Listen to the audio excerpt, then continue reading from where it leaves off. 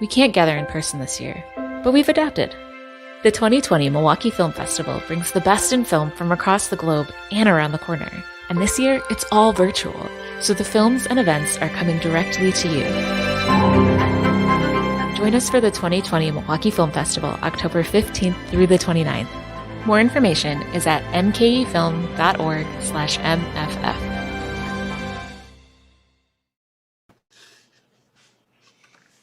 Hello, everyone. Good evening, and welcome to Day 8 of the 2020 Milwaukee Film Festival, presented by Associated Bank. I am Aster Gilbert, the Genre Queer Coordinator at Milwaukee Film, and this is the Nightcap, presented by the Yabuki Family Foundation. Now, before we get started, we have a lot of special guests tonight from two great films from the Genre Queer selection, Alice Jr. and CICADA. But before we bring them on, have a couple housekeeping items. So first, do not forget to cast your vote for the Alan H. Budd and Suzanne L. Seelig Audience Award. Now, to do that, you have to visit the film or the shorts program page at watch.mkefilm.org. I think it's down here on the screen. Go to that place. You can log in with your pass or your ticket code and click the button that says Vote Now, and you'll be connected to the form that serves as your ballot. Please don't tear your computer screen like you would a paper ballot. Now, as you've seen, we've also been having a double up challenge happening. Now, thanks to the generosity of Judith McGregor and Richard Galloon, if we raise $75,000 during the festival, they will double it. Now, you can contribute to the double up campaign by texting all caps double up, as if you're screaming it, double up, to, check out the Kieran, it's like we're a news organization, to 44321. Or you can go to mkefilm.org/donate. Or, see, there's lots of options here. You can also go to mkefilm.org/members to become a member and help us meet our goal. You can kind of think of tonight's event as like a Jerry Lewis telethon, raising this money for the double up. What this money does is it helps us put on this wonderful film fest. Oh, hold on one second. I think I'm getting a call. What's that? You'd like to donate to the double up? Thanks, buddy. Please don't call this number. I'm a millennial and I don't have a landline. So as of this morning, we are at 70% of our goal, which is amazing. A big shout out to all you folks out there who have contributed. Your generosity helps Milwaukee Film continue to thrive and do all of these things and bring these films to you in these events like Nightcap. And lastly, Milwaukee Film, we could not do what we do during the festival as well as throughout the entire year without the support of our members. Members, y'all are awesome. Members get access to free films throughout the year. They get discounts on tickets, discounts on passes, and more. Plus, our members keep this nonprofit of Milwaukee Film going. If you think that sounds appealing, join us. And if you're already a member, thank you. And help us spread the word. I forgot to say, if you are a member but need to renew, if you renew now, that will count towards the double up. See, everything's great. Okay. Now, before we dive into these movies, Alice Jr. and CICADA, both of these films are part of the Genre Queer program. Alice Jr. is also part of our Worldviews program, and CICADA is also part of our American Independence. And Genre Queer, if you're not already familiar, it spotlights the best in documentary and fiction filmmaking that explores LGBTQ plus voices and experiences. Genre Queer celebrates the past, present, and future of cinema's rich queer tradition. And now, one last thing, I promise, and then it's the special guests.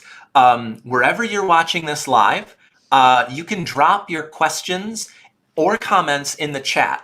And yes, here we are, right here, Facebook, YouTube, Twitter users, make your voices heard. And those will come directly to me. They'll be fed right into my brain, and I can ask those questions to our lovely guests. Okay, now, with all of that, I would like you to join me in welcoming the filmmaking team behind the film, CICADA. Hello, everyone. Hi. Hi, we're all here now. I guess to kick things off, I would love if each of you could introduce yourself and let us know what role you played in the film Cicada. You want to start with Eric, since you are right next to me on my screen. All right. Hi, I'm Eric Schleicher, and I am the cinematographer for Cicada. Thank you. Hi, I'm Matt. I'm a co-writer, co-director, and an actor in CICADA. Thank you. Ooh, Hi, I'm Kieran Mulcare. I'm co-director. Oh, I'm sorry. Did I step over you? No, it's on you. That's all you, baby. I think I said my piece. Say it again for the people. Oh, I'm Kieran Mulcare. I'm the co-director of CICADA. Peace and love, everybody. I'm Sheldon D. Brown. I play Sam in the film and also a co-writer in the film. Awesome. Thank you.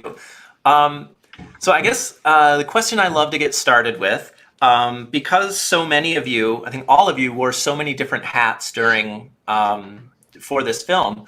How did you get involved with this project? How did this project come to be?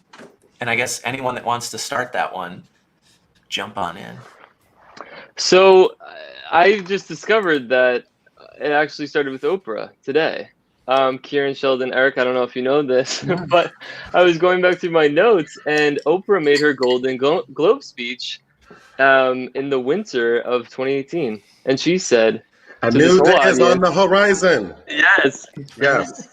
She said, telling your truth is the greatest tool you have. And she was speaking to the Me Too movement, and she was also speaking to me. And so I started really writing this story about the secret that I never wanted to tell. And so the film is loosely based on my own life. And very quickly, everybody else came on board. I don't know if Eric, were you the first one? Maybe. Sheldon, Kieran, it all within like a month and a half, everybody came on board, and I guess everybody can tell how that happened individually. Kieran, you want to start? I was like the last to be added, technically. I'd worked with Matt before. Matt wrote this role for Sheldon. We had worked with Eric before, me as an actor in something Matt had directed. But I knew Matt I was introduced to his work first, and we connected on social media a couple of years before. Then we were in an acting class together, and I was working on a scene from Amy Herzog's The Great God Pan, which is about dealing with sexual abuse, childhood sexual abuse. And I was open about my own experiences with sexual abuse as a child, and so we first connected on that. Then we worked on that short film together called Pop that he directed and Eric DP'd, and then he asked me to come on as co-director of this, and it was the first thing I'd ever directed, so I was nervous, but and I convinced him to play the lead character based on him. Which had to have been an idea in his head, right? It had to, but anyway, take credit for that. Okay, now I'm gonna tag Sheldon. Yeah, so me and Matt met back in 2015, and kept in contact since I was visiting from Chicago, where I'm based, but I was visiting New York. And randomly one winter, it was February of 2018, he texted me about this this idea for this film that he's going to shoot, and that he had me in mind, which was a surprise to me because he had never seen me perform before, and I had never been on the camera. So I was like, what? Okay. And I just so happened to be in New York at the time. And so we met up at this tiny bar, or not tiny bar, it was a pretty nice sized bar. And huge. Yeah, it's pretty massive. Sorry, Syndicated. Syndicated is the name of the bar in Brooklyn. We didn't talk about the film, but we caught up, and he very expressed that he was very much interested in having me be in the film. Shortly after that discussion, I went through a series of events that completely upended my whole life, and was coming home one night from a party and was actually shot in a drive-by shooting. And that left me in the hospital for a month. And with a few months after recovering, from serious injuries. And so I was really unsure if I was even going to be able to perform again. But I kept in contact, and Matt reached out to me and kept in contact with me and was still very much interested in doing this. And kind of just the whole script kind of transformed by incorporating this new experience and how it, affects the relationship of the two characters in this film. And so 2 months after leaving the hospital, we started filming. And Eric, I popcorn you. Yeah, I mean, I have probably read just about every incarnation of this script and been along for the post ride as well. But yeah, I don't know. I had worked with Matt for 2 years on many different shorts, and I cried like 3 times reading this script. So, no matter how it was going to get made, I wanted to be a part of it. And here we are. Oh, Eric. Well, thank you all for sharing that. And that opens up a lot of some of the questions that I really wanted to get into. And I guess one to start out with is and I had read about this as the film was kind of making its way through different festivals before we programmed it here for Milwaukee, is the semi-autobiographical nature of elements of this film, and also Matt and Sheldon playing characters that very closely align with your experience. And as filmmakers and performers, I'm wondering if you could talk about that a little more. Did that, if you care to, did that make it more difficult or easier to kind of slide into these characters and kind of mold the film around real experiences? Sheldon, you want to start first? It's difficult. For me, it was especially difficult because as I was shooting this, I was processing, it had been shortly after my accident. And so for me, I was still processing a lot of feelings as I was shooting this, and, also dealing with a lot of feeling very exposed, which is a tough position to be in sometimes. Sometimes you want to hide and clam up, and it's hard to be vulnerable when you're trying to kind of protect yourself and you're trying to not delve too deep into what you may be feeling. But at the same time, because I felt that Matt was also going on that journey himself, it made the space safer to be able to really dig deep and be grounded. And so it's a mix because, parts of Sam is my story and parts of Sam is not my story, and, especially dealing with being closeted. Like I had already did the whole been in the closet, coming out of the closet, didn't want to go back into the closet, can't even remember what it was like to be in the closet. And just working through that, and then also working through this new feeling that I had. It was a difficult process. It was hard, but it was also rewarding and cathartic at the same time. Yeah, what he said. It was incredibly purgative and cathartic, and if Sheldon wasn't there doing what he was doing, and Kieran wasn't there, and Eric wasn't there, we didn't have like this tight-knit family where you felt like you could really do whatever you needed to do in the moment. It wouldn't have happened. Yeah, I mean, the fact that Sheldon was coming to New York shortly after this, where he really didn't know that many people, and he was also like telling this very vulnerable story with like his scars, like the scars you see on screen are his own scars. That's like what he was going through at the very moment. Was incredibly brave, and I felt like what I was doing couldn't touch what he was doing at the moment. Kieran was like my rock and my therapist every morning. we would meditate. It was like little therapy. Yeah, I mean, my performance is like because of him. He's like so good at what he does.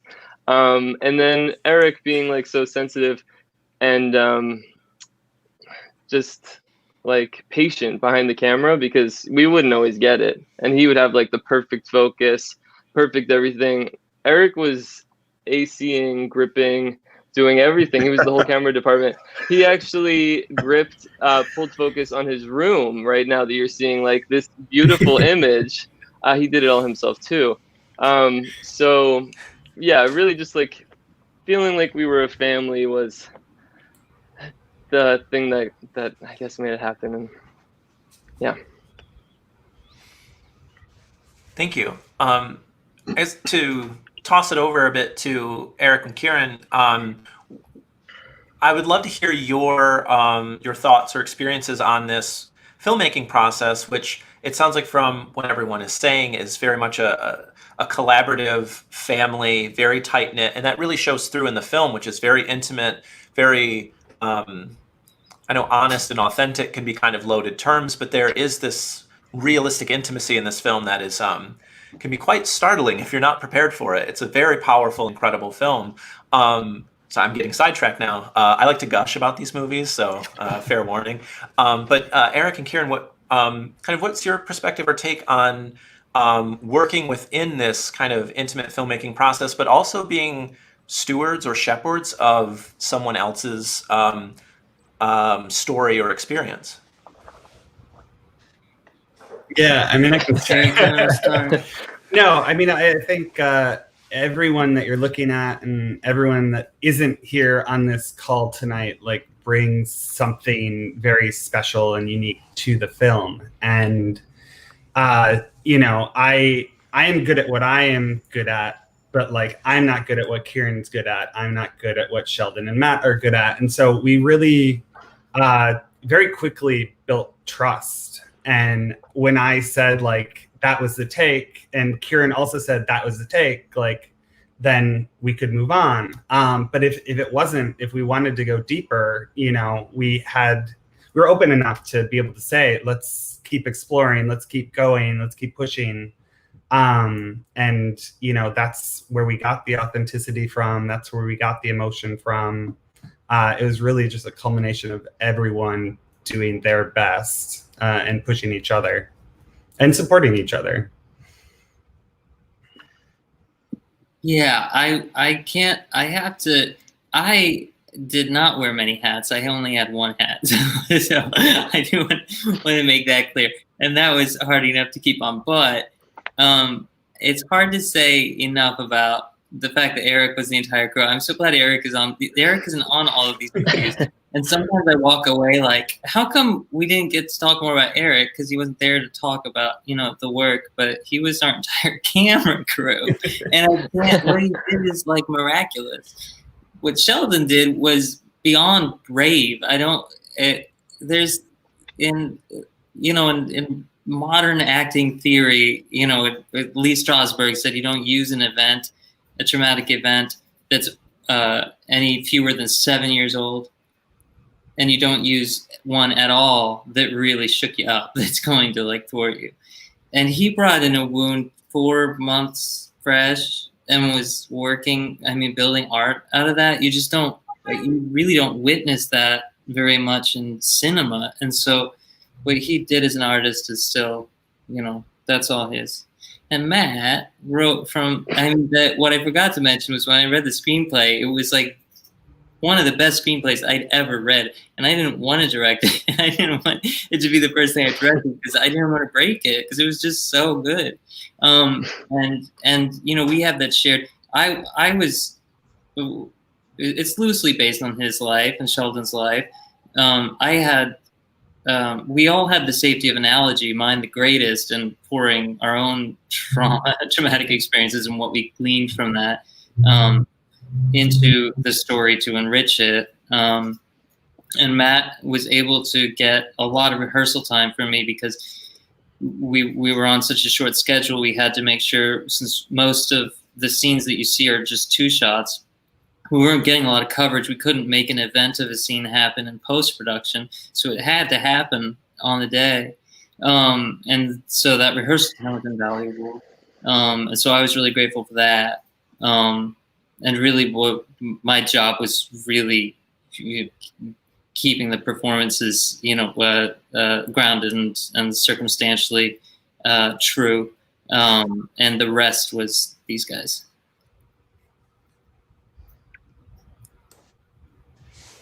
Everyone is so affirming of each other. It's really lovely.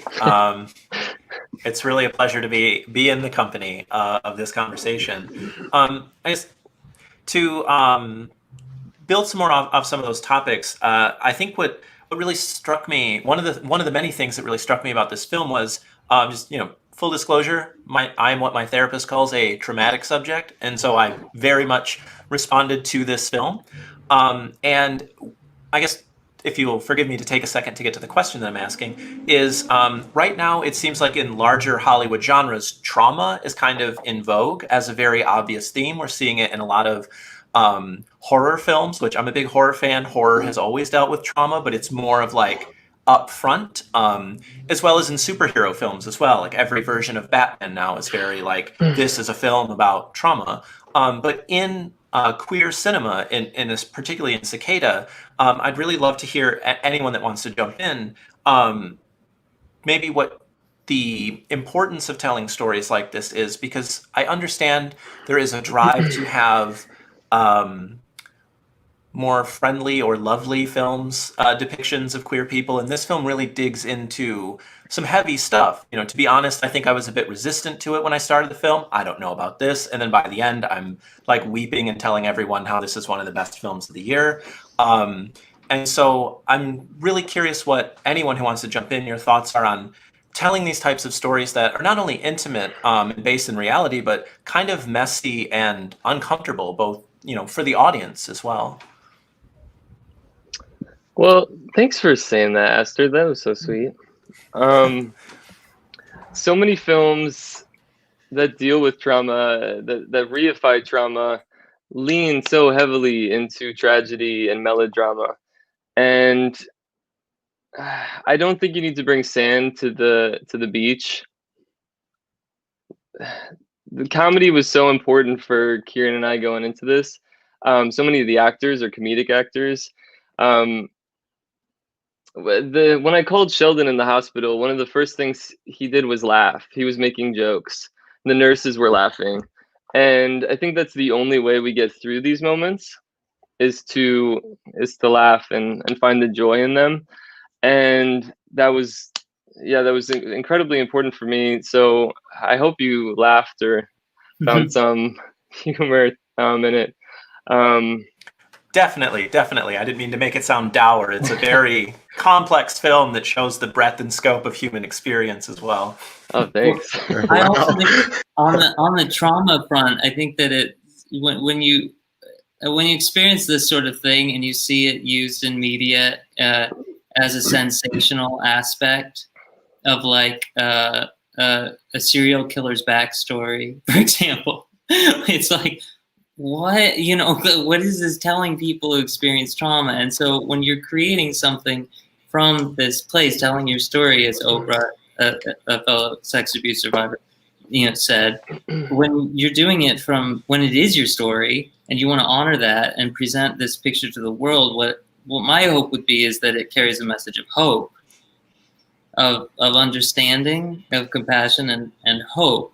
And, it was never meant to be a sensational aspect of the story. It was meant to be a central aspect of the story and a true aspect of the story. And I think that makes all the difference when you're telling a story involving trauma. And the really beautiful thing is that we, especially as queer and marginalized voices, we exist in spite of trauma. And, everyone there's probably so many people probably can't meet a person that has not dealt with trauma in some way, shape, or form in their life. What's really beautiful about this film is how we work through our trauma. how you root for us because you're seeing like us run into walls, and there's this journey of trying to love even the darkest parts of yourself.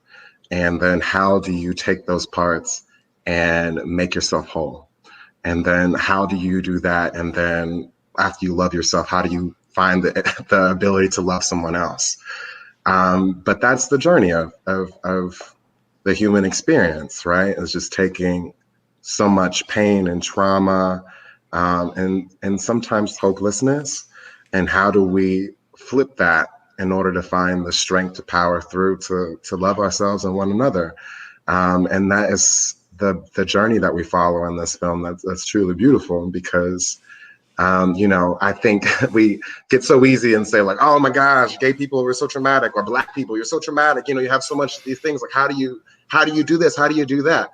And it's just important to know that we can live and find joy, and we can find healing, and we can find peace. We can find so much joy in ourselves in spite of all the darkness that we may have come from or may be going through. And it just takes some work, but it can be done. That's very well said. Thank you, Sheldon.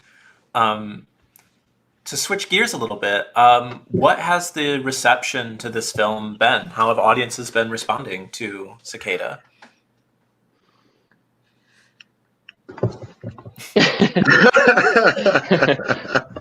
Really? It's been really nice. Crazy. Yeah.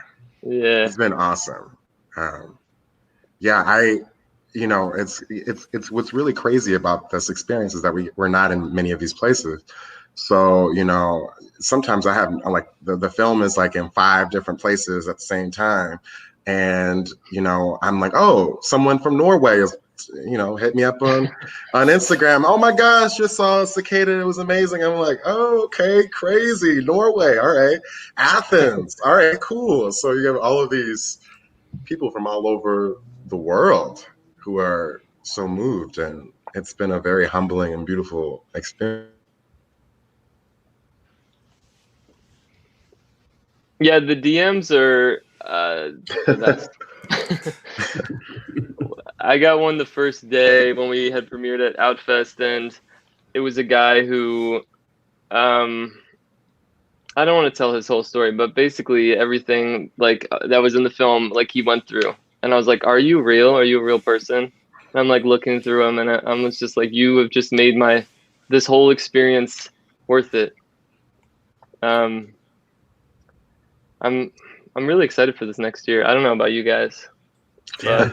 I can't wait to give some hugs and meet some people in real life. Man. I guess, thanks, Matt. That's the perfect segue into the next question before we run out of time for this segment, which is either what is next for the film or what is next for you or you all. And I can call on people if it's weird to figure out who wants to talk. Go Sure. Eric, you've been quiet for a while.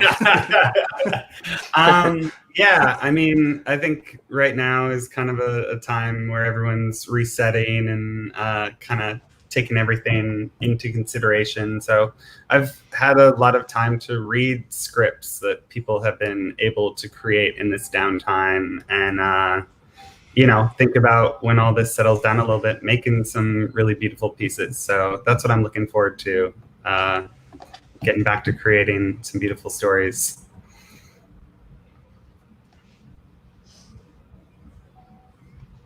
Am I still calling on people? We have to. Kieran, what's up? What's on plate for you, if you can say? Well, can't say what I'm working on acting-wise because I don't know Okay. what it is yet. But I do have Matt and I are going to be working on a queer horror film with Eric too in the spring. In the spring, I said with a shrug. And Sheldon has some great work too. You want to tell him that, Sheldon? Yeah, it's always so crazy to think about the future because you're like, maybe we'll be doing this. Maybe.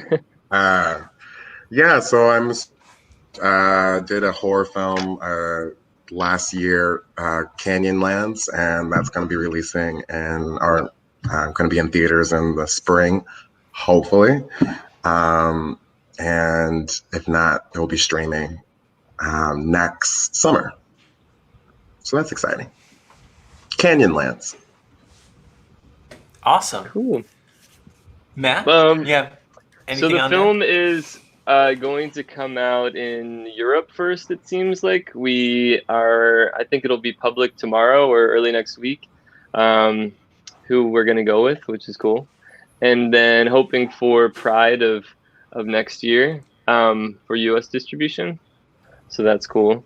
And then, this queer horror film with Eric, who, by the way, I just need to say, like, he's such an incredible cinematographer. You know, the reflections in the film, like all of the reflections in the puddles and the water and everything. So it would be like, if it didn't rain for 5 days, Eric would be able to find a puddle. And we would shoot a reflection in that puddle. And it didn't matter. Like, if you ever are going to get stuck in a desert, find Eric, bring him along with you. I mean, you might not survive, but you're going to get some gorgeous images of your last moments on Earth. So definitely send Eric your script. Right. And a skateboard. And a skateboard. He would do it on a skateboard. Pulling Eric on a skateboard while Matt's on a bike, just praying we don't hit a curve. Like, I did wear another hat. You're right. I was. You did. Cameraman for that one. You kept me safe. I appreciate it. Well, before we wrap, I know I will be chastised if I don't mention Eric. You are from the Milwaukee area, correct? Any shout outs to our audience? Yeah, I mean, I want to say thank you for having this film. My mom loved it, which is all that matters, and and you guys gave her the opportunity to see it. So thank you very much. What's your mom's name? Say your mom's name. Debbie Schleicher. Shout out to everyone who's watched it. Wisconsin and all over the U.S. Really appreciate it. So we love you, Debbie. Yes, we do. Well, I guess to wrap up, I really look forward to all of the work that you have in the future. I cannot praise Cicada enough. So any audience members out there, sorry, my cat's on my lap. Anyone out there that hasn't yet watched Cicada, the cinematography is gorgeous. The editing is next level. The performances. This is really one of the best films of the year. Don't sleep on it. And I want to thank all four of you for being here, for having this conversation, for being so vulnerable in your artwork and sharing such a great film with us. And I really appreciate it and wish your film and all you do the best in the future. Thank you so much, Aster. Thanks for having us. Have a great evening. Bye. Bye. All right, thanks for staying with us. Now we're going to switch it over to the cast and crew of the film Alice Jr. So let's welcome them on here with me. Hello, everyone. Hi. Hi, Aster. Hi, Aster. Hello, how's everyone doing? Fine, thank you. Fine. Great. Thank you for being here. So, sorry, cat problems here. This is Beef. I'm going to set him down. Hi, Beef. So to get started, I would love to hear how did this film come about, and how did you all get involved in it? And we can go in any order we want. Okay. Well, I will start. I'm the screenwriter of Alice Jr. And I think more or less 8 or 9 years ago in Brazil, we had a political project. It was named School Without Homophobia.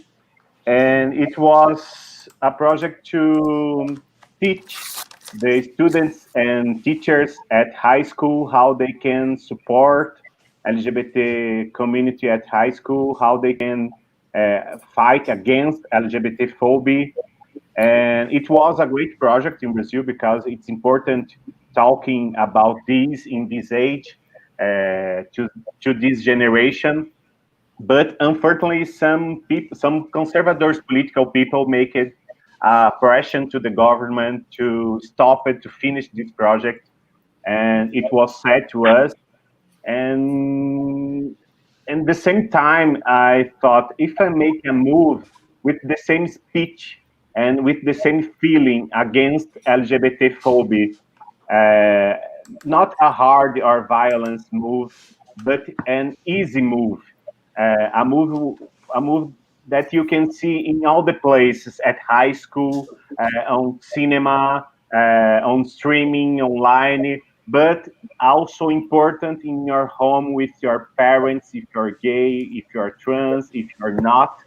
And so came to me in my brain this idea about this girl at high school. She wants her first kiss, and she's mean sometimes, and she's a girl like any another girl. And so Alice Jr. was born from that, and so I think it's that. Thank you, Louise, and also for saying what you did on the film. I forgot to add that. If you could also introduce yourself and what role you played in the film. Thank you. You're welcome. Hi, my name is Gil Baroni. I'm the director, and I think the move was born when we make a partner with Bertazzo. When I read the first treatment of Alice Jr., I thought that's the history that I can bring to the cinemas, because it's so fresh, so powerful, and it's a history of a heroine, a transgender girl heroine that's so confident and happy, and I think the genesis of the movie start to production a movie is this. I think one of the most important thing that me and Bertazzo did, the main actress needed to be a transgender actress, not a cisgender or man or female, but needed to be a transgender actress. Anne or Deanna, you want to jump in? Ernie, I think you. Okay, so I'm going to speak in Portuguese, and I think G, so I call her G. It's for me, it's her nickname. She will translate because I'm very insecure with my English, and probably I will stop in the middle of the sentence, and I don't know what to say next, so I will speak in Portuguese. Então, no início de 2016, logo depois de eu ter começado o meu canal no YouTube, eu vi o post no Facebook que eles estavam à procura de atrizes trans em Curitiba para interpretar a Alice, que também é uma personagem trans. Okay, can you hold a little, because then I will translate in order to understand. In 2016, she started her channel in YouTube, and then she saw an ad online for an actress that they are looking for, a transgender actress for a movie in Curitiba. She lives in Northeast. She lives in Recife. E aí, eu já achei de início muito legal, porque toda essa questão da representatividade, não ser um homem cisgênero, como o Chico falou, e mesmo sendo para atrizes trans de Curitiba, eu pensei, bom, por que não? Vamos lá. E aí, eles entraram em contato comigo, de você que fala para quando eu parar, tá? Eles entraram em contato comigo. Inicialmente, eles mandaram alguns trechos do roteiro para eu gravar, mandar de volta. Depois, reuniões via Skype. E depois, eu fui para Curitiba. E eu digo que lá que eu fui selecionada.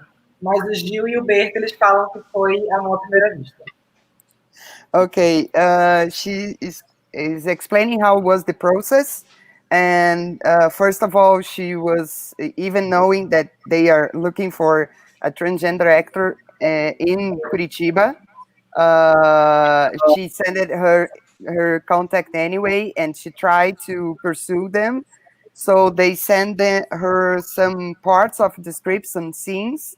She shot some scenes to them, and then they decided to bring her to Curitiba in order to know her personally and everything. So they say that she was selected, but actually, she said that she was selected, but for Gil and Bertazzo was love at first sight. Yeah. Thank you for those great responses. I guess to build off, Louise, what you were saying, one of the things that really struck me about this film that I love so much about it is that it's a high school teen comedy, and that it, as you were saying, you wanted a film that can be seen by younger people, families, different groups of people. And so I'm really curious to hear more about how has the film been received? How have people been responding to this movie? And this is a question for everybody. What has the response been to Alice Jr., both in Brazil and I know you've been showing the movie across the world? We have a lot of response about the movie in Twitter and online, because we have a pandemic situation, and so the movie now in Brazil is in online, it's a VOD, and the people liked our movie a lot, and so to us it's so lovely. And I will talk because I speak Porto English. I will talk em português. A recepção tem sido muito boa, sim, e eu acho que a Anne pode falar um pouco melhor, mas o que a gente tem visto muito é o quanto as pessoas trans no Brasil têm olhado para o filme e dito o quanto elas esperaram por serem retratadas dessa maneira tão leve e tão amorosa, e não sobre o contexto de violência que geralmente os filmes que abordam essa temática trazem. So he said that the response is being huge in Twitter and everything as the pandemic situation that we live in. He also believes that Annie will be able to speak more about it, the reaction from the transgender community, because most of the response, it's been like, it's the first time they feel represented in a different perspective, not by the violence side of it, but the loving and being accepted and respect and everything.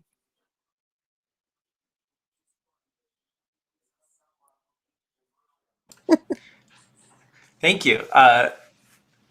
Anne, do you want to jump in? Eu acho que a resposta perante, principalmente agora que o filme está na Netflix brasileira. Desculpa de... No, it's okay. Aí, enfim, principalmente agora tem sido bem legal, porque eu ganhei vários seguidores e eu não esperava isso. Então, tem sido realmente muito, muito legal. E, tipo, muita coisa nova tem acontecido, tipo, fã-clube, assim, sabe? Uma coisa muito louca. E, então, tem sido bastante legal. Mas eu gosto muito de saber mesmo a opinião das pessoas trans. E tem, tipo, muita gente trans chegando até mim, e principalmente muita gente trans nova, tipo, 11, 12, 13 anos, que vão falar comigo e dizem que a Alice é a heroína deles e tudo mais, e que o filme inspirou eles, e que eles estão chamando para a família. E outra coisa que eu gosto muito são os professores. Muito professor também vendo e falando que quer falar sobre o filme nas escolas, e eu gosto muito. So Annie is very happy because she's having this fame moment with fan base and fan club, especially that the movie is available on Netflix Brazil. So it becomes a huge thing here. And the fact is that she's being surrounded by a lot of people from the transgender community. But what is calling her attention is the fact that there are kids getting in touch with her, 10 years old, 11 years old, teenagers, that for them, Alice is a kind of a hero, is a kind of a role model. And that's what is really making a difference for her. And another thing that is also touching her a lot is teachers and professors who are using the movie to talk about it, to discuss on schools, on with kids and everything. So she believes that this whole moment is very important. That's really exciting to hear because the character of Alice is just so awesome. I immediately was like, oh, I wish there was a film like this when I was a young kid so that I could see something like that. And just it's like, it's just amazing. And the way that Alice brings together all these people, because what's really incredible about this film is that it does deal with really heavy issues and like issues of transphobia and homophobia and violence, but it does it in a way that Alice as a character isn't like a victim, but doesn't just survive these things, but brings together this community, and it's so joyful and beautiful. So I'm really happy that that it's being received in this way. Gilles, did you want to add anything? You've been quiet down there in your corner. I think it's important to say. So, are you listening? Oh, I think it's important to say. In Brazil, when we start to realize the movie, Vitória Film Festival, Brasilia Film Festival, Rio International Film Festival, São Paulo Film Festival, the film was received with have a good receive with all the kind of people, not only queer people, but not non-queer people. And in Brazilian Film Festival, the oldest festival in Brazil, and one of the most important, and they received the prize of the best actress. So it was the first time in Brazilian Film Festival, that a transgender woman received this prize. So it was historical. And important in when we made the international premiere in Berlin, the movie was received with so warm, calorosamente, é isso? Yes, warm, standing ovation. And standing ovation in the end of the movie. It was so, we were so thrilled. It was amazing. It's important to say this. That's so wonderful to hear. I guess before moving on to some other questions, I guess I'd really love to hear more from Anne about the role and how you, how did you approach the role of Alice? Did you find a lot of yourself in that character, or was this very much a whole different character for you to take on? Então, na época, eu tinha ainda mais coisas em comum. Hoje eu já acho que eu sou um pouco mais diferente, principalmente porque agora eu tô com 22 anos. Mas eu gravei o filme com 18 e eu cheguei no projeto com 17. Então, eu estava nessa fase final da adolescência, mas era um adolescente. E a Alice era uma adolescente. A Alice é uma adolescente trans também. E no início, como eu falei também, eu antes de entrar no projeto, eu já tinha o meu canal no YouTube, e a Alice também é um youtuber. Então a gente também já tinha isso tudo em comum. Ser trans, ser adolescente, ser youtuber. Então a gente já estava muito conectada. E aí se adicionou mais uma coisa, que foi quando eu li o roteiro, que foi o fato de ela ter toda essa vida privilegiada que ela teve no seu crescimento enquanto uma pessoa trans, de aceitação de família, condição financeira e tudo mais, que eu também tive. Então, a gente teve vários pontos em comum. Vários. Well, she said that she identifies a lot with Alice, especially back that time, because when she got involved with the project, she was around 16, and when they shot the movie, she was 17, and now she's 22. So there's a lot of difference now. But they have a lot of things in common, like both were in teenager time, both were a transgender kids, and both were YouTubers, because she also had her YouTuber channel at that time. She still has it, by the way. And also, I was gonna ask. Yeah, she still has it. Transtornada. And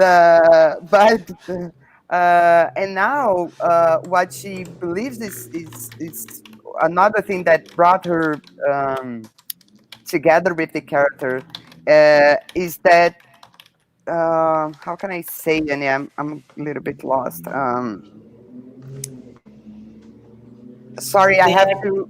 Could you repeat, please?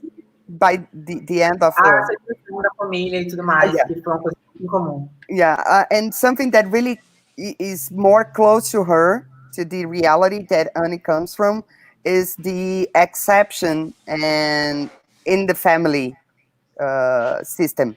She has a good family that support her, that was part of this process that she's been. This happened in the movie also, but in the movie was with her father, and in her real life was with her mom. And another thing that happened is that both came with a good social finance system. They are, they belong to a different system. She's not from, a poor community, nothing like that. And she recognized that, which in Brazil is not so used to happen. Was Rhinoceros the cat also yours, or was that just for the film? What? Sorry? The cat? Was the cat also? The cat is also your... o gato também é teu, Anne? Não, né? O gato... explica, Berta. O gato foi ideia do Berta. Ele quis fazer... Ai, Berta, eu não sei explicar a história. Explica. O gato, sai muito dessa ideia de memes da internet, que a internet é apaixonada por gatos, né? Então ela tinha que ter esse bicho, e o gato veio, enfim, eu sou apaixonado pela minha gata, que está aqui, em algum lugar ali, deitadinha. My cat. Então o gato veio como uma eu não sei se nos Estados Unidos rinoceronte também funciona, mas a gente tem essa coisa de ter dois gêneros aqui, né, que nos Estados Unidos não tem. Então tinha essa brincadeira com o gênero de rinoceronte, que não existe no português, né, o feminino, e tinha o masculino lá. Quer dizer, tinha um feminino no filme. I personally prefer dogs. Okay. The fact is that the cat came from an idea from Bertazzo, because he's a cat lover. And also... Me too. Yeah, just like you.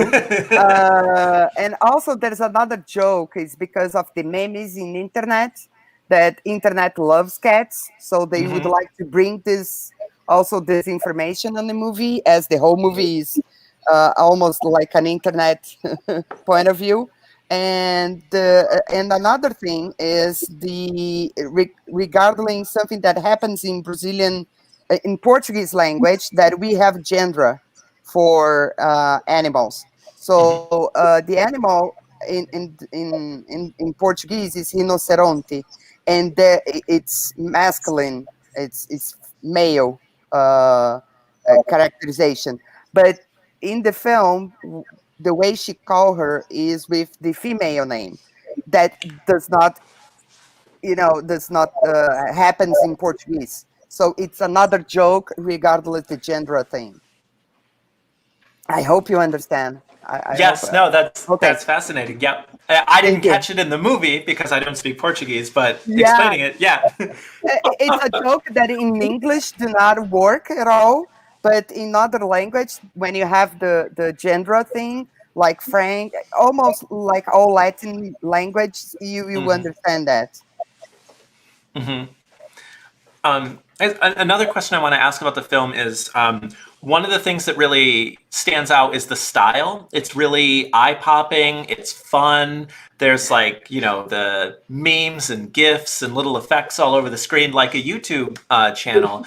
And I'd really love to know, like, was that idea originally in the script? Like, was that part of the original idea? Gilles, did you bring that on board, or was it inspired by Anne's YouTubing? How did that style come about? Because it's so cool to look at. Okay. I will speak in Portuguese, so John, I will translate. Claro que tu já tinha desenho dentro do roteiro, mas quando eu fui fazer a decupagem, ou quando fui trabalhar as imagens, né, o processo de direção, obviamente que eu trouxe muitas minhas influências das produções que eu já tinha feito na internet, né, com vários vlogueiros e com várias vlogueiras. Então, acho que você pode traduzir, eu vou falando bem devagarzinho para poder ser rápido. Pode ser? Okay. The fact is that Gilles brings to the movie something that there was a few things that were already placed in the script. There are some ideas that was already there, but Gilles brings his own experience working with vloggers and internet guys from his personal background. And whenever he starts to work in the language of the movie, he decided to include more interferences. So he will explain more now. E que também no começo tinha uma ideia de que ela escrevia as suas histórias, as suas inquietações no diário, e a gente acabou conversando e transformando, já que o filme se passava, era uma fábula contemporânea, né, que seria interessante que essa personagem fosse uma vlogueira, porque é o sonho de toda adolescente dessa geração. E, obviamente, que ela se tornando uma vlogueira dentro da história, isso acabou influenciando a narrativa, a maneira de se contar essa história não poderia ser uma maneira convencional. Então, eu costumo dizer que o filme, na verdade, é um vlogão, é um grande vlog, né? Com muitos cortes, com muitas imagens, com muita interferência, com muitos traços, que é uma coisa que a gente está vivendo isso hoje, que essa geração se apropriou de celulares e câmeras e de todas as ferramentas que existem para produzir muito conteúdos em camadas. Uma imagem não é só uma imagem pura, ela é toda manipulada. Gilles, he brings to the movie what he believes was, in the beginning, the whole concept, she was a girl who would have a diary, a kind of day-by-day writing thing. But as she was this contemporary story, they decided to move forward as a vlogger, because then this could be her diary online. And whenever this came to the story, of course, the whole influence of this kind of projects, like the layers, influences by all this style in the internet, the interferences on videos and everything, all of this happened and is in the film. So that's why you have all this information there, because it's look like exactly what kids do with their cell phones, and a lot of apps that they can manipulate the images, they can do anything they want.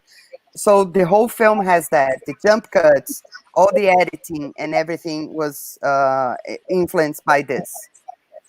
And also, sorry, go.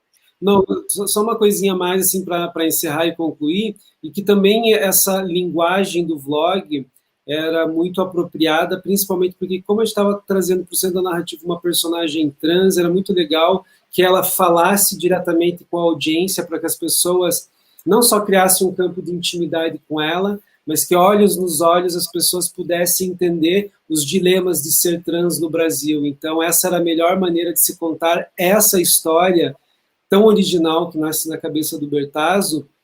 Então, a gente arriscou em fazer com que essa história coubesse dentro desse formato, que essa personagem, Alice, criasse uma intimidade com o espectador, com muita facilidade, a mesma facilidade que hoje essa geração pega uma câmera, filma, olha, dialoga, posta e se comunica instantaneamente com as pessoas. So they decided to take a chance in order to make Anne to be more close to the audience and act the same way young people act, like shooting themselves and publishing at the same time on the net, and putting out their expressions and their feelings outside. So they did the same thing with Annie. And this puts Annie very close and creates this intimacy between between Alice and the audience. And that's what brings the audience so close to the story. And also to show to the story how hard it is to be a transgender person in Brazil.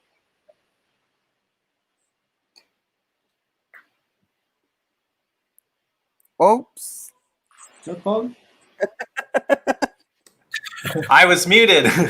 I was muted. I was saying, thank you for that. Before we wrap up, and because we're just about out of time, I would love to give you all a second to let us know what's next for you. Is there something that's in the works that you can tell us about? What can we look forward to from you? So I will start because Bertazzo and Gil and G, they have their own projects and they can tell you guys more. But I would like you guys to follow me on my social medias. You can follow me on my Instagram. That is Anne Mota Real, ANNEMOTAREAL. Anne Mota Real, and you can go on my YouTube channel, Transtornada, but I don't speak English there. But if you guys would like, I can make a video just in English. It's idea, I can make it. So that I just have my own project, my own project those days is my YouTube channel, and the director or screenwriter is seeing this interview. I hope you can contact me for your next project so I can be your star movie too.